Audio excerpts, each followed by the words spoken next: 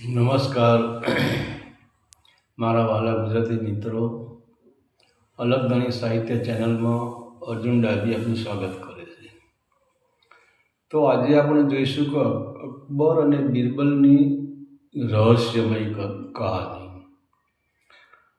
તો અને આમે તમે જોજો, અકબર ને બિરબલ જब બેઠા હોય તો એમને કંઈક ને કંઈક નાટક કરવાનું યાદ જ આવે, અને એમની કહાનીમાં પણ આપણને પણ મજા આવી જાય એવી જ એમની કહાની હોય. તો એક દિવસ અકબર અને બિરબલ બંને બેઠા હતા. ત્યારે બિરબલે અકબરને કહ્યું કે તમે જે આ દાઢી રાખો છો ને, મુસલમાનો લોબી દાઢી રાખે, એને મુસલમાન કહેવાય, એને મુસ્લિમ કહેવાય. ત્યારે અકબરે બિરબલને કહ્યું કે બિરબલ, આપણા રાજમાં જે મારવાડી વાણિયા રહ્યા છે ને, એ વાણિયા પણ આ મારા જેવી લોબી દાઢી રાખે છે. તો પછી શું એ મુસ્લિમ ના કહેવાય? તો બિરબલે કીધું કે બાદશાહ, એ મુસ્લિમ ના કહેવાય. વાણિયા એટલે ડાઈમાના દીકરા, એ હોશિયાર હોય. અને તમારે જે તમારા જે મુસ્લિમ દાઢી રાખે છે ને, એનામાં બુદ્ધિ ના હોય. હવે આવું કહી દે તો બાદશાહને તો ચોટી ઊંધી ચડી ગયું, પણ હવે કરે શું? તો બાદશાહે કીધું કે જો બિરબલ, આજે તું બોલ્યો એ બરાબર છે, પણ મને તું સાબિત કરી આવું કે જે દાઢી રાખે એને મુસ્લિમ જે દાઢી રાખે એને મુસ્લિમનામાં બુદ્ધિ કેમ ના હોય, અને પેલા વાણિયા દાઢી રાખે એને મુસ્લિમ કેમ ના કહેવાય? જે દાઢી રાખે બધા મુસ્લિમ જ કહેવાય. તો બિરબલ કે હું ક્યાં દાઢી રાખું છું? તો કે તું મને 6 દિવસમાં નક્કી કરી આપ. એટલે બિરબલ કે વાંધો નહીં. તો બિરબલ તો ત્યાંથી પછી બીજા દિવસો રોકાણા. સાંજે એમનો ઘેર જવાનો ટાઈમ થયો, ઘેર ગયા. હવે બીજા દિવસે બિરબલને કે 6 દિવસ તો લગાવવા જ, અમે ક્યાં કોઈ વસ્તુ બનાવવા જવાની હતી. બીજા દિવસે બિરબલ ઘરેથી નીકળ્યા. એટલે પછી મુસ્લિમના જે એક મુલ્લા હતા, આપણે જેમ સાધુ કહીએ એમ મુસ્લિમમાં એ લોકો મુલ્લા કહે. એક મુલ્લાને બિરબલે પકડ્યા, અને પછી મુલ્લાને કહ્યું કે તમારી દાઢી કે અમારે જોઈએ છે. મુલ્લા કે ભલા આદમી, એ દાઢી કપાવાતી છે, હાથોમાં અમને ખુદાએ દાઢી આપેલી છે, અલ્લાહે દાઢી આપેલી છે, આને કઢાવાય નહીં. પણ બિરબલ કે અમારે મફત નહીં લેવી, તમે પૈસા માંગો પૈસા મેં આપી દઈએ, મફત લઈને નથી લેવી. તો મુલ્લા કે કેટલા હશો? કે 10 રૂપિયા. એ કે ભલા આદમી 10 રૂપિયા દાઢી અપાય? તો બિરબલ કહેલો 50 આપે. તો એ મુલ્લાએ ના પાડી. બિરબલને ખબર પડી ગઈ કે આને દાઢી આપી છે, પણ આને પૈસા વધારે લેવા છે, પણ દાઢી તો આપવાનો જ છે. એમ કરતાં બિરબલે મુલ્લાને કહ્યું, બોલો તમારે કેટલા રૂપિયા લેવાના છે દાઢીના? એટલે મુલ્લા કે વધુ નહીં, પણ કે 500 રૂપિયા તો પોવાય કે. ત્યારે બિરબલ કે વાંધો નહીં, 500 તો 500, પણ કે આ દાઢી મારે નથી લેવાની, આ દાઢી બાદશાહને લેવાની છે, બિરબલને લેવાની છે.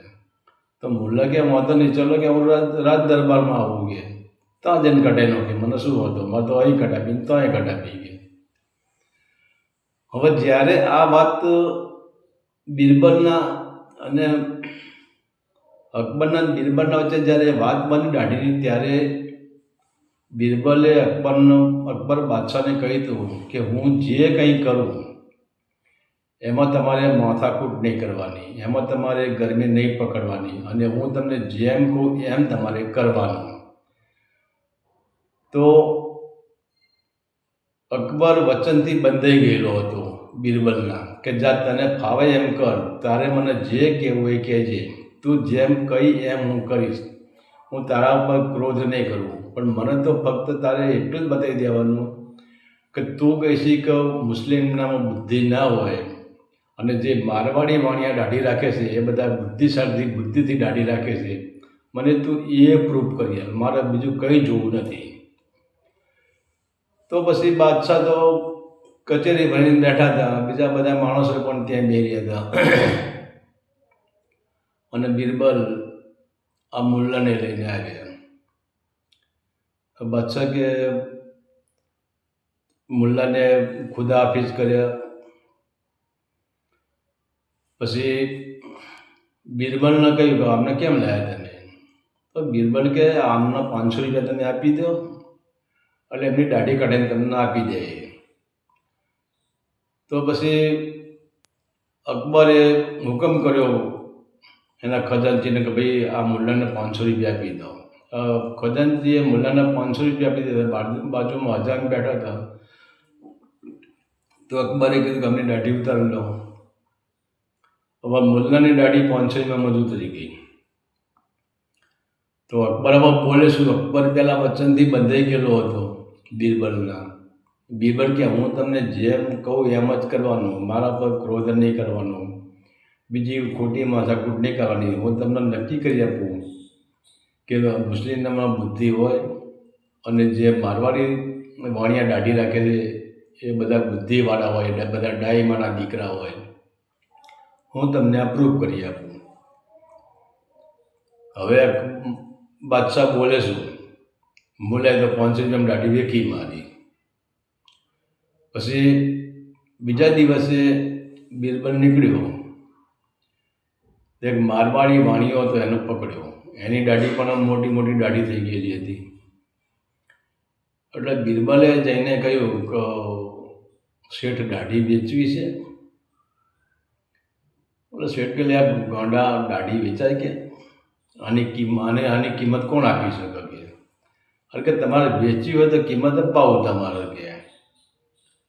તો શેઠ કે હવે જો પહેલી વાત સાંભળ કે બિરબલને કે તમે પહેલી મારી વાત સાંભળો. જ્યારે મારા ડોહા મરી ગયા ને, મારા ફાધર મરી ગયા ને, ત્યારે મેં દાઢી કઢાવી હતી. ત્યારે મારો 10,000 રૂપિયા ખર્ચો આવ્યો હતો. એટલે બિરબલ કે દાઢી કઢાવવાનો 10,000 રૂપિયા ખર્ચો આવ્યો?